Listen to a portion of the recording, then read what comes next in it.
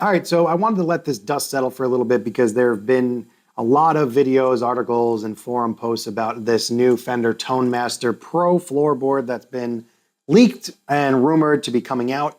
If you're into modeling stuff and this is your first time on the channel, I do a lot of digital modeling gear from Helix, Fractal, Quad Cortex, Headrush Prime. So if it's your first time here, consider subscribing. So I wanted to take a look at this leak and kind of talk about where I think it sits. While you're here, let me know in the comments what you think is the deal with this thing. Do you think it's got a good place in the market? Do you think it's going to be worth it? Do you think that it's a ripoff? Do you think that it's going to be something worth having because it's the Fender name? Do you hold credibility to the Fender name, or do you think that the major modeling players are going to be better at this than the kind of new kid on the block here with Fender? And just starting off, I mean, this picture just doesn't look great. This kind of looks like, I mean, it's obviously leaked from a store, so if this is a big troll, I wouldn't be surprised, but it doesn't really look like a real picture. This looks like a mock Photoshop. Could be a real mock-up of what's to come, but just looking at this, I'm not really sold on this being real, even though it's from a real website. Let me know what you think about that below, but things that immediately strike me as downers. First off, clearly big Helix ripoff. Floorboard, the way it looks, it's kind of the Pod Go icons or Headrush Prime icons, but nothing really original looking about this. You could look at this and think that this is a Helix or a Line 6 product, but cool things, touchscreen, awesome.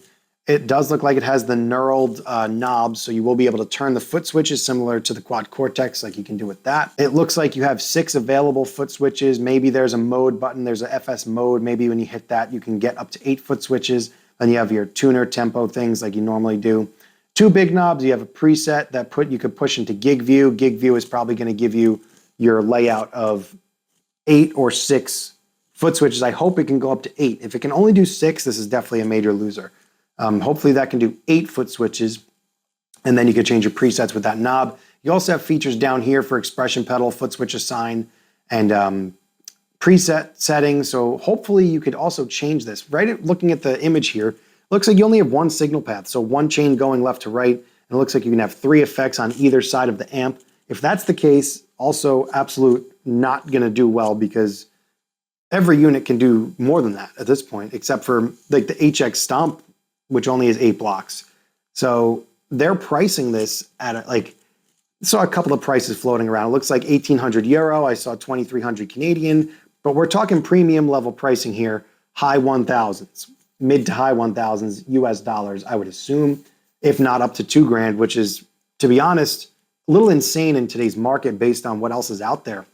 Helix is cheaper, Quad Cortex is cheaper, FM9 is probably cheaper too, and these are kind of more well-established players in the modeling world. Fender kind of has had a reputation of putting out some cool products like the Mustangs and whatever, but not really following up and following through on them, updating them, and giving users an extended experience where it's like the modelers are getting updated every couple of months with free and new features. But I will say that the Tonemaster amp series has been really popular. The Twin, the Deluxe, and the Princeton, those seem awesome. People really love those. They can't tell the difference between the two. Now, if that modeling is put into here, then that's awesome. But will Fender's modeling be better than the major players that have been doing this for a long time? It's ironic that Fender is now copying the modelers that have always modeled and copied Fender. So I think that's a fun little dichotomy here. So other cool things, the I/O looks pretty extensive. It can definitely get crowded on this back panel looking at it. Toe switch, do you call it a toe switch? Is that like a real name, like that it's a toe switch? I don't think I've ever called it a toe switch. I don't press it with my toe, I press it with my foot. And you have amp controller, maybe this is gonna be able to integrate into the amps, or if it's maybe something that can just relay amp switching if you're using it just as effects directly into your front end of your amp. Also, cool thing, micro SD. So I guess that's gonna be for presets and maybe updates where you can just drag it onto a micro SD, pop it in, update it, or you can save all your presets, have them on a hard disk and have it with you physically. Also a USB-C, we're kind of ditching the printer cable finally. So USB-C, cool. It does have a desktop editor according to the literature here, the leaked article or the leaked points, and a touchscreen. So it's one of the few units, if any, out there that have both of those. And hopefully it's actually done right and done well. I like that it has an actual IEC or kettle lead, depending where you are in the world. Unlike the Quad Cortex, which has the really flimsy power supply. This looks like it could be a pro and solid unit. If you're just looking for the Fender amp name or the Fender name, and you're just kind of a loyalist to the brand, this could be a cool option if the models sound good. But where I'm not sold on this, and this is kind of where I don't really know what to call this video, because I don't like that it's a clear Helix ripoff, but then again, Helix has been ripping off Fender for years, so who am I to defend Helix when this is a ripoff of a company that models their products for the last 20 years or whatever. The I/O looks like nothing special, to be honest. It looks solid, nothing special in my opinion. I like from something like the Quad Cortex has combi jacks for the input, so you could put 2 microphones in. USB-C is a nice touch, but other than that, it just seems like regular I/O. One big turnoff, the biggest turnoff that like completely is like making me bothered by this. It's the first officially licensed EVH model. Fender owns EVH. That's like, what a weak marketing point, in my opinion. Obviously, EVH has a big name, and it's like they're kind of grasping at something here for EVH fanboys to say, oh, this is officially licensed, but they own the company. So why is it like, what is that? How does that make it more reputable to me? Being that they own the company, of course they're going to be able to officially license it from themselves. So to me, if that's a main point and like a main thing on their marketing, that's weak to me, and that means that they're not confident or as confident. I could be wrong. I'm no marketing whiz, but for me, that seems like a kind of a grasp for attention that doesn't really get warranted. Other things I do like, I love that it's the Helix layout with the scribble strips, the light under the knobs, and with the Quad Cortex turnability.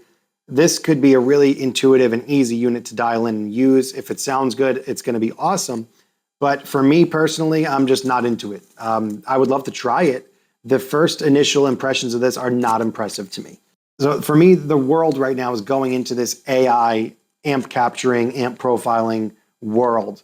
You know, your Kempers, Tonex, Neural DSP, Neural Amp Modeler. Everybody's moving to this amp capturing, and modeling is going to, I think, start becoming secondary, unless you're Fractal and Line 6, really, who have been doing this for the longest. Their flagship feature is still modeling because they've really been doing it, and I think that they're probably the best at it. If you're not going to be the best at the modeling, you can't come out with a modeler, in my opinion. And the fact that that's what they're going for with no amp capturing capabilities, and they're just saying, hey, here's an amp modeler. It's going to be tough to beat the other units, and this is more expensive. This is going to be more than a Helix. It's going to be more than an FM9. It's going to be more than a Quad Cortex. So I think even the Neural DSP models aren't as good as Helix and Fractal. And if this modeling doesn't match up, then it's just dead in the water right there. Now, something that is cool, it was also leaked with this FR12 Tonemaster cabinet, which is an FRFR cabinet that's in a Fender Blues, Fender Deluxe type of cabinet. I think this they're going to be successful with because every modeler needs a good FRFR, and there hasn't really been a consensus on the best one of these yet. So this could be cool for all the modelers. I'm curious if this speaker is designed to take the whole signal or if it's designed to be your speaker cabinet. As in, like, do you use IRs from your unit or do you just plug everything into here? Definitely curious to try this 1,000-watt solid-state amp. That probably is going to be good because the Tonemaster cabinets are really good and people love the Tonemaster. This is going to be a big part of the Tonemaster sound. So I think this is going to be a win, and it's priced pretty good. I think it's like $550, probably under $500-600 when it comes out. And it's got good specs for an FRFR. So I think that the FRFR is going to be more popular than the floor modeler. But let me know what you guys think. If you think that this is going to be a hit or a miss. Personally, I'm not sold on it, but I am definitely curious to engage in conversation and see what y'all think about it. And yeah, that's all I got to say about this for now. If you made it this far in the video, thanks for watching. See you in the next one.